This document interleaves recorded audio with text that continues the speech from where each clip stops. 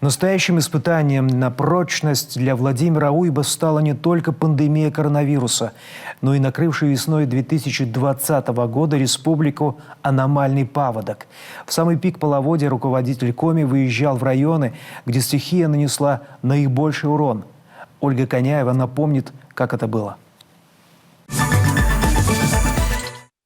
Прогнозы синоптиков на паводок 20-го были оптимистичными, но стихия посчитала иначе. Большая вода пришла даже в те поселения, куда раньше не заглядывала. На водомерных постах показатели превысили исторический максимум. Активное таяние снега спровоцировал накрывший республику теплый циклон.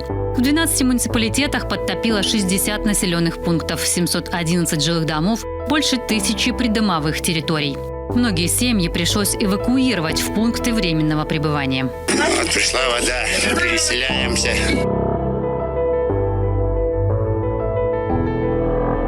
В Усть-Куломском районе по результатам наблюдений такого наводнения последние 40 лет не было. Из Сыктывкара прибыла группа спасателей и Владимир Уйба. Встречи с жителями, оперативные совещания, объезд подтопленных территорий. Все пострадавшие от паводков люди не останутся один на один со своей бедой. Необходимая помощь будет им оказана в полном объеме.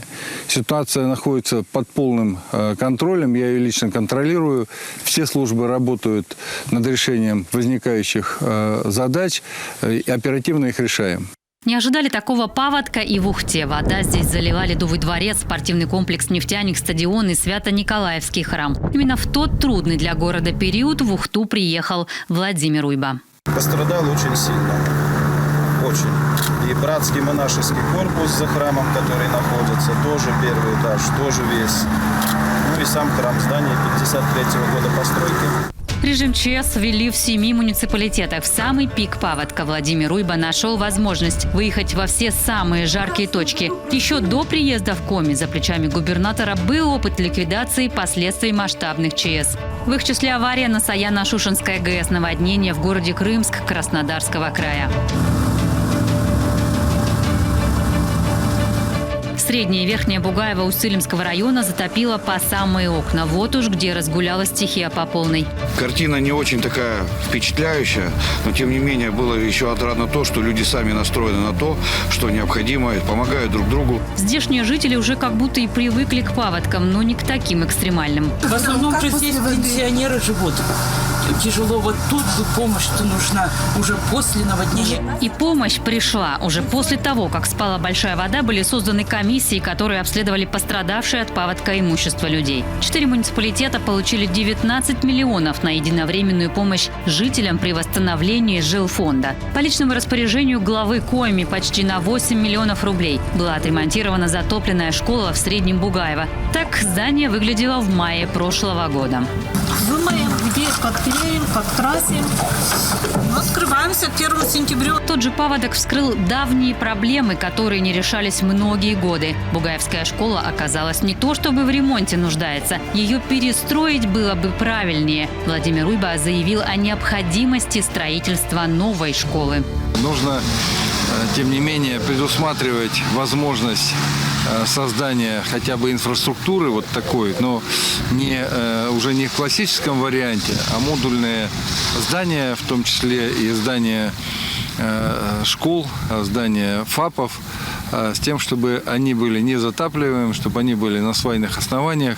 Такие проекты есть, мы их, в общем, видели и знаем. Поэтому, конечно, здесь нужна комплексная программа, она должна быть особенная. Благодаря налаженным контактам губернатора с промышленниками школу капитально отремонтировали, починили отопительную систему, утеплили и обновили полы и двери. Выровняли и обшили стены внутри здания. Досталось тогда и дорогам. Вышедшие из берегов реки подтопили 35 участков, больше 2500 километров. Ремонта на 76 миллионов рублей. Часть работ выполнили сразу. Для проведения оставшихся участков автомобильных дорог и искусственных сооружений нормативное состояние в 2021 году планируется выполнить восстановительных работ на 49,8 миллиона рублей. В том же Усть-Илимском районе река размыла участок дороги. За помощью к Владимиру Уйба во время рабочего визита обратился местный фермер. Вода ушла, оставив после себя глубокий овраг. Дорогу восстановили. Глава республики буквально через дня два позвонил, сказал, что договорился. Потом он услышал, в Лугу залез, и, в принципе, мы остановили дорогу, соединяющую саму деревню Верхний Бугаев и соединяющую с селом Средний Бугаев.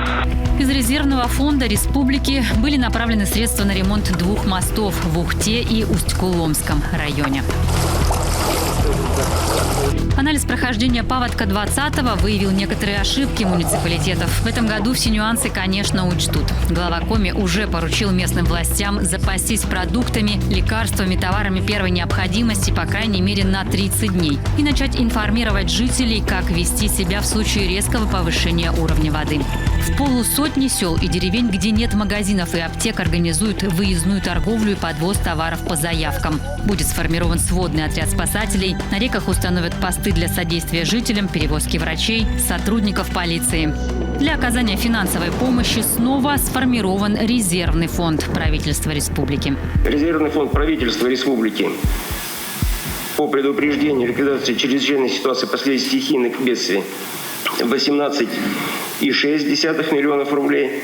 Республиканский резерв материальных ценностей для ликвидации чрезвычайных ситуаций 51 миллион.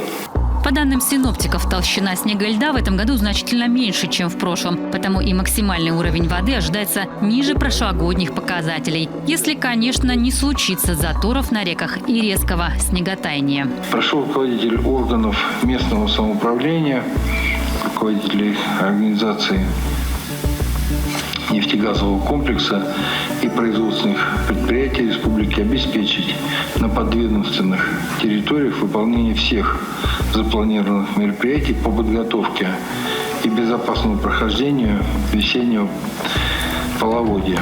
А оно не за горами. Начало ледохода на реках Коми ожидается по прогнозам уже в первой декаде наступившего апреля.